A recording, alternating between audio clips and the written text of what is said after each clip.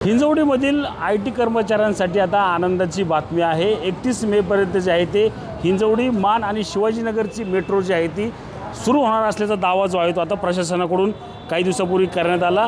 आपण पाहिलं तर आता वाकडच्या या मेट्रो स्टेशनवर काम जे आहे ते युद्ध पातळीवर सुरू झालेलं पाहायला मिळत आहे। त्याचप्रमाणे मोठ्या प्रमाणात जे आहे या मेट्रोची चाचणी जी आहे ती देखील सुरू आहे। रोजच मेट्रोची चाचणी जी आहे ती या ठिकाणी PMRD कडून घेतली जात असल्याचं पाहायला मिळतंय।